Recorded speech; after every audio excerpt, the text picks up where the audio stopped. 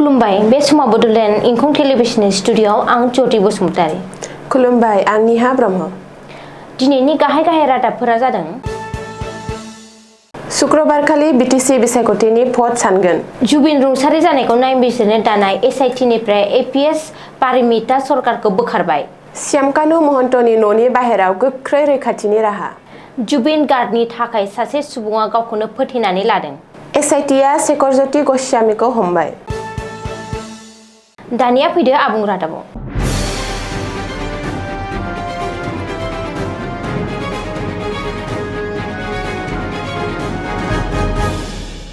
गेजेराव मोननैसोल' घन्टा 22 September शुक्रबारखालि BTC बिसायख'थिनि भट सानगोन। बिटिसि बिसायख'थिनि भट साननायखौ नोजोर होनानै माखासे खोलोबाव रैखाथिनि राहा खालामनाय जादों, जाहाथे भट साननायनि समाव जेबो रोखोमनि आयेन आब्रुथिनि जाथाया जानो हाया।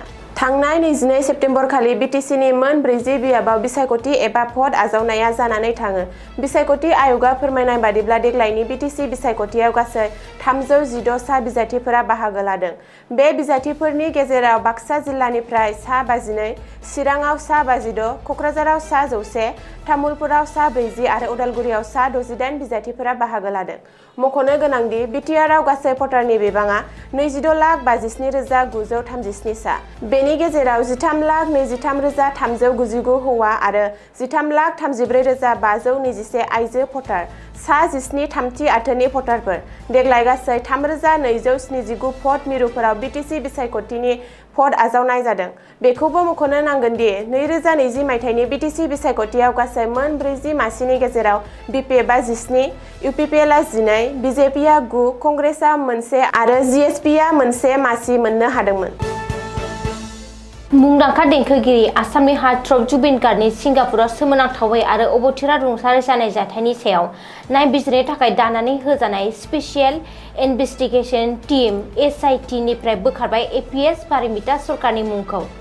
जुबिननि अबथिरा रुंसारि जानाय केसखौ नायबिजिरनो थाखाय दाजानाय एसआइटिनि लोगो नायबिजिरगिरि महरै थिसननाय जादोंमोन पारमिता सरकारखौ।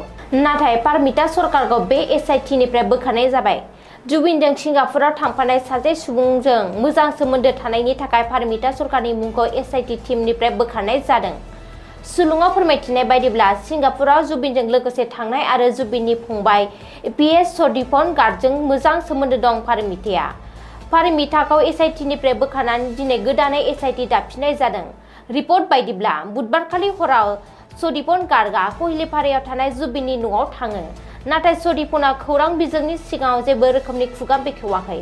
जाउनाव जुबिननि अबथिरा रुंसारि जानाय जाथाया आन्दोआवनो दं आरो सरासनस्रा रायजो राजाफोरा गुबै जाहोननि मिथिनो थाखाय हांखुर जादों। नर्थ इस्ट इन्डिया फेस्टिभेलनि अर्गेनाइजार श्यामकानु महन्तनि न' साखाथियाव गोख्रों रैखाथिनि राहा खालामनाय जादों।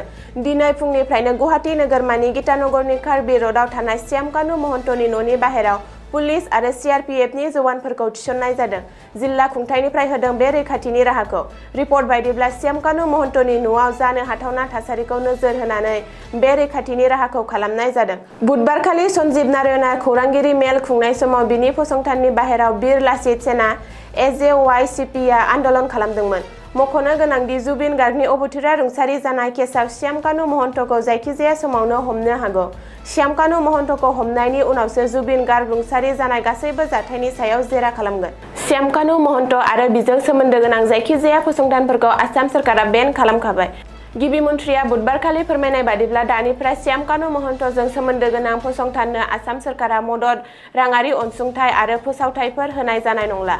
मिथिनो हानाय बादिब्ला एसआइटिनि टीमआ दिनै श्यामकानु महन्तनि न'आव नुजाथिहैयो आरो गावनि नायबिजिरनायखौ जागायो।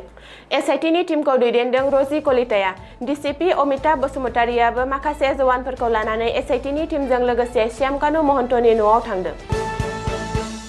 आसामनि हार्टथ्रब जुबिन गार्गनि अबथिरा रुंसारि जानायखौ सहायनो हायैयाव सासे सुबुङा गावखौनो फोथैनानै लादों। बुरलुंबुथुर दैमायाव बारजुमनानै गावखौनो फोथैनानै लादों सासे सुबुङा। दिनै जालुकबारिनि सराइघाट दालांनिफ्राय बुरलुंबुथुर दैमायाव बारजुमनानै सासे सुबुङा गावखौनो फोथैनानै लादों होननानै खौरां मोननो हादों।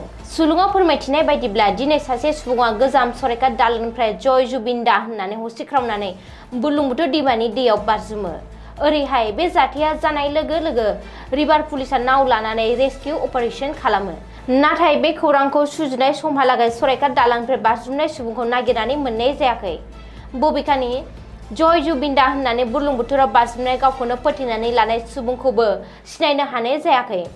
सोर आरो बबेनिफ्राय फैनानै जुबिननि थाखाय गावखौनो फोथैनानै लाखो बियो दासिमबो सोराङाव फैयाखै। आसामनि हार्टथ्रब जुबिन गार्गनि अबथिरा रुंसारि जानाय जाथायखौ बिथा खालामनानै दाय होजानाय सासे सुबुंखौ एसआइटिआ हमबाय। जुबिन गार्गनि रुंसारि जानाय जाथायखौ लानानै हमजानाय गिबिसिन सुबुङानो जादों शेखरज्योति गस्वामी। शेखरज्योतिआ जुबिन गार्गनि मिउजिकेल इन्स्ट्रुमेन्ट दामग्रा सुबुं आरो जुबिननि मोजां सोमोन्दोनि।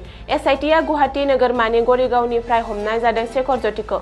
एसआइटिआ शेखरज्योतिनि न'आव सिग्रोमनाय समावनो हमनाय जायो। जुबिनआ सिंगापुर दावबायनाय समाव लोगोसे दंफायोमोन शेखरज्योतिआ। बबेखानि यार्ड पार्टिनि समाव आरो लैथोआव दुगैनाय समावबो शेखरज्योतिआ जुबिनजों लोगोसे दंमोन। मख'नो गोनांदि शेखरज्योति गस्वामीआ सिंगापुरनिफ्राय आसामाव फैफिननानै जुबिन गार्गआ सिंगापुराव अबथिरा रुंसारि जानायनि सायाव माखासे खेंफोरथिफोरखौ होदोंमोन। जाब्रबथाय जानाय समाव जुबिननि गुसथि आरो आथिंआ निला जादोंमोन होननानैबो खौरांगिरिनि सिगाङाव फोरमायदोंमोन शेखरज्योतिआ। दिनैनि रादाबा एसेनोसै। गोजोन्थों।